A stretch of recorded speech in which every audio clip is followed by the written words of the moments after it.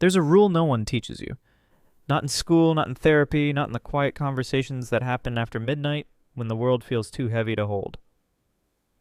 It's the rule that determines whether you'll spend your life running towards something real or running away from something that was never really chasing you in the first place. You learned every other rule by heart. How to be polite, how to be productive, how to answer when someone asks if you're okay, even when the truth sits like a stone in your throat. But this rule, the one that could change everything, you've been living without it, wondering why nothing feels quite right, why rest feels like betrayal, why joy feels borrowed, why you keep waiting for permission to be exactly who you already are. The rule isn't complicated. It doesn't require a degree or a breakthrough or a perfect Tuesday morning when everything finally makes sense. It just requires you to stop pretending that the person you're protecting yourself from is someone else. Because here's what no one wants to tell you. The most important rule of life isn't about how to live with others. It's about how to live with yourself. And right now, you're not sure you even know who that person is anymore. But maybe it's time to find out. You've been carrying this quiet exhaustion that has no name. It sits in your chest during meetings, follows you to bed, whispers questions you can't quite hear but somehow understand. You're tired, but not the kind of tired that sleep can fix. You're tired of being the version of yourself that everyone else needs. The one who says yes when you mean maybe. The one who smiles when you mean nothing. The one who keeps moving when every cell in your body is asking you to stop and remember who you were before you learned to be so good at disappearing. There's a violence in how gently you abandon yourself, how you hand over your time, your energy, your attention, your quiet Saturday mornings to anything and anyone except the person who lives behind your eyes. You've become a stranger in your own life, watching yourself make choices that make sense to everyone but you. You keep waiting for the right moment to start living honestly. When you're braver, when you're stronger, when you have more money, more time, more clarity about what you actually want.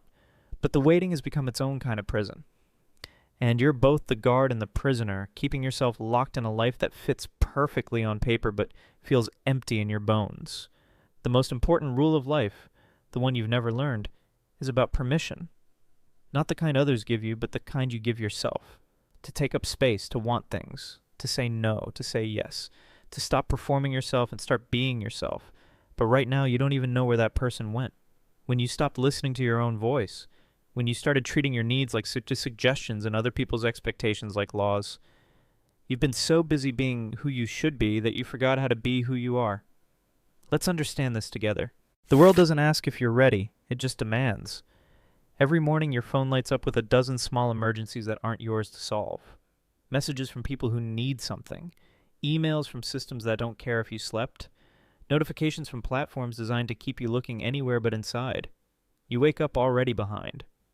The day starts with a deficit you didn't create but somehow have to pay. Everyone wants a piece of you and you keep giving it away like you have unlimited supply. Like there's no difference between helping others and erasing yourself. Your calendar owns you. Back-to-back meetings about things that could have been emails about things that didn't need to happen. You sit in rooms where people talk about productivity while slowly killing your soul. You nod at strategies that make money for people who will never remember your name. The noise follows you home. The news cycles that turn tragedy into entertainment. The social media feeds that turn everyone's highlight reel into your inadequacy playlist. The constant hum of a world that profits from your anxiety, your comparison, your desperate need to stay relevant in conversations that don't matter. Your family loves you by needing you. Your friends love you by expecting you. Your co-workers love you by depending on you. Everyone's love comes with invisible strings attached, and you're a marionette who forgot she has hands. The city moves too fast. The traffic doesn't care that you need 5 minutes to breathe. The grocery store plays music designed to make you buy things you don't need with money you don't have while thinking about people who won't remember you in a month. Even the quiet spaces aren't quiet anymore. Coffee shops full of laptops and deadlines. Parks full of people taking calls about problems that won't matter in a year. Libraries full of students stressed about futures they can't control. You're drowning in other people's urgency. Their emergencies become your emergency. Their anxiety becomes your responsibility. Their inability to sit with discomfort becomes your need to fix everything. The worst part? You've started believing this is normal, that this is what adult life looks like. That everyone else has figured out how to juggle 12 different versions of themselves without dropping any, so you should be able to too. You've stopped asking why everyone else's time matters more than yours, why everyone else's peace is more important than yours, why everyone else gets to have boundaries while you get to be endlessly available. The world has convinced you that your worth is measured by how useful you are to everyone except yourself, and you're so tired of being useful. You do this thing where you disappear inside yourself while pretending to be present everywhere else. You smile at compliments you don't believe. You laugh at jokes that aren't funny. You agree with opinions that make your skin crawl. You become a professional at being whoever the room needs you to be, and you've forgotten that rooms don't love you back. You say you're fine when you're drowning. You say you're busy when you're empty. You say you're happy when you can't remember the last time you felt anything that wasn't borrowed from someone else's expectations. Your inner critic has better attendance than you do at your own life. It shows up early, stays late, never takes a sick day. It knows exactly which wounds to press and which dreams to ridicule. It speaks in your voice, but says things you would never say to a stranger. You want rest, but you're terrified of stopping. What if you stop and realize how far you've drifted from yourself? What if you stop and the silence is so loud you can't bear it? What if you stop and everyone realizes you weren't that important anyway? You keep secrets from yourself, hide your wants like they're embarrassing, bury your needs like they're selfish, lock away your dreams like they're dangerous. You've become a vault that forgot its own combination. In mirrors, you practice faces you don't recognize. The one that says everything's under control, the one that says you love your life, the one that says you're grateful for opportunities that feel like obligations. You apologize for taking up space, for having needs, for wanting things, for feeling tired, for not being enough, and for being too much, sometimes in the same conversation. Your heart beats for everyone except you. Your hands work for everyone except you. Your mind solves problems for everyone except you. You've become an expert at loving people who will never love you the way you love them, and you call it generosity. Late at night, when the world finally stops asking for pieces of you, you lie in bed and wonder who you would be if no one was watching. If no one needed anything? If no one was disappointed? If no one was keeping score? But the wondering scares you more than the emptiness. Because what if you discover that underneath all the performance, all the people-pleasing, all the careful construction of a life that looks successful from the outside, there's nothing left? What if you've given away so much of yourself that you can't remember what you were giving away? What if you've been running from yourself for so long that you don't know how to stop, turn around, and walk back home? The person you abandoned wasn't someone else. It was you. But maybe the emptiness isn't empty. Maybe it's space you carved out by giving everything away, and now it's waiting. Patient, quiet, ready. There's something different about this moment. Not clarity. Clarity would be too easy, too clean, but something softer. Like the way light changes in late afternoon when you notice shadows as you've been walking through all day without seeing. You're here, right now, reading these words, breathing without having to think about it, heart beating without permission, blood moving through veins that have carried you this far without asking for applause. What if the person you've been looking for never left? What if they just got quiet, waiting for the noise to die down, waiting for you to remember that love doesn't always sound like yes, and boundaries aren't built from anger, but from tenderness toward the person who lives inside your skin? Your body knows things your mind forgot. How to rest without earning it. How to want without justifying it. How to say no without explaining it. How to be still without disappearing. There's a different kind of strength and softness in admitting you don't have to carry everyone else's world on shoulders that were only meant to hold your own sky. What if stillness isn't empty but full? The room you're in right now, look around it. It holds you without asking for anything in return. The air moves through your lungs like it belongs there. The ground supports your weight like it's honored to do so. You've spent so long running towards some version of yourself that you forgot the person you already are. Not the one you'll become when you're braver, stronger, clearer. The one sitting here now, tired but breathing, confused but present, scared but still hoping. Maybe the most important rule isn't something you have to learn. Maybe it's something you have to remember.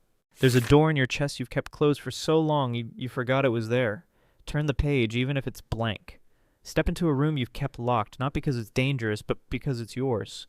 Trace your own silence with one finger and listen to what it's been trying to tell you. Try this. Tomorrow morning, before checking your phone, before the world starts asking for pieces of you, sit with yourself for 5 minutes. Not meditation, not productivity, not improvement.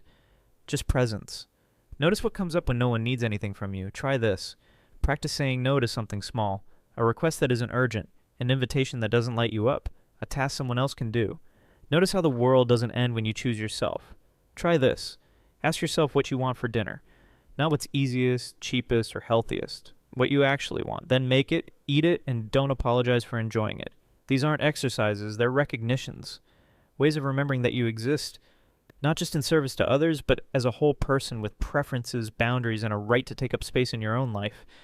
The door in your chest isn't locked. It never was. You just forgot you had the key. It's been in your pocket all along, warm from your body, waiting for you to remember what it opens. Every morning you choose yourself or you choose everyone else. You said later to your needs. You meant never. You choose comfort over truth when you nod along with conversations that make your soul itch. You choose peace over honesty when you swallow words that need to be said. You choose safety over authenticity when you wear masks that no one asked you to put on. In coffee shops, you choose the table that hides you. In conversations, you choose questions over statements. In relationships, you choose their happiness over your integrity, and call it love. You negotiate with yourself daily.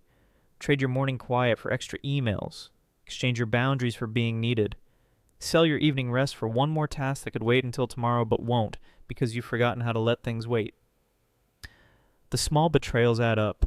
Each time you say yes when you mean no. Each time you smile when you want to scream. Each time you stay when your body's asking you to leave. You choose to be generous with everyone except yourself.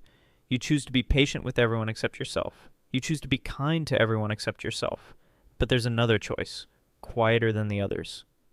It happens in the pause between someone asking and you answering, in the breath between their expectation and your response. It's the choice to remember that you're not just what you do for others, you're also what you do for yourself. There's still a door in your chest, it's still unlocked, it's still yours, but now you can feel it differently. Not as something to be afraid of, but as somewhere to return to. The room behind it isn't empty. It's quiet. There's a difference. Empty means nothing. Quiet means space to hear yourself think. The person you've been looking for, the one you thought you lost somewhere between childhood and responsibility, between dreams and deadlines, between who you were and who you had to become, they never left. They just got very, very quiet. They're the voice that whispers no when everything else is screaming yes. They're the hand that reaches for books that feed your soul instead of your productivity. They're the feet that stop walking toward things that look right but feel wrong. You don't have to become someone new. You don't have to fix yourself or find yourself or lose yourself and start over. You just have to remember that the person worth protecting, worth listening to, worth loving first and best is the one who has been with you all along. The most important rule of life isn't complicated. It doesn't require a revolution, just a return. A gentle turning back toward the person who never stopped believing you were worth the space you take up, the air you breathe, the quiet moments when no one needs anything from you. The person who knows that your worth isn't measured by what you do, but by the simple fact that you exist. That person is you. That person was always you. You're not broken, just learning how to stay. In this moment, something shifts. Not a decision exactly, more like recognition. The way you recognize a song you forgot you knew, or a smell that brings back a memory so complete it takes your breath away. You're sitting here reading these words, and for just a second, the noise quiets. The urgency fades. The constant hum of everything you should be doing, everyone you should be calling, all the ways you should be better. It all steps back, just for a moment. And in that space, something waits. It's been waiting a long time. Patient as stone, gentle as breath. It doesn't need you to have answers or make promises or commit to anything. It just needs you to notice it's there. The weight in your chest isn't just tiredness. It's accumulation. All the times you chose them over you. All the moments you swallowed your truth to keep peace. All the small surrenders that felt like nothing in the moment but added up to everything over time. But weight can shift. Can be set down. Can be redistributed. Your shoulders weren't designed to carry everyone else's world. Your heart wasn't meant to beat for everyone but you. Your voice wasn't given to you to only speak what others want to hear. There's a choice approaching. You can feel it the way you feel weather changing, the way you know it's about to rain before the first drop falls. Not a choice about what to do, a choice about who to be, who to remember, who to come home to. The door is still there. The key is still warm in your pocket, and you're still here, on the edge of remembering what it opens. If this gave you something to feel, something to recognize, something to remember about yourself that maybe got quiet but never left, maybe tell me what stayed with you in the comments below. Not what you learned, but what you remembered. Not what you'll do differently, but what felt true. And if you'd like to keep walking this path together, if you want more of these quiet conversations about the things we feel but rarely name, subscribe to Mental Notes. We'll be here when you need a reminder that you're not alone in this, and you're not broken for feeling it. Until next time, be gentle with the person who lives behind your eyes. They've been waiting for you to come home.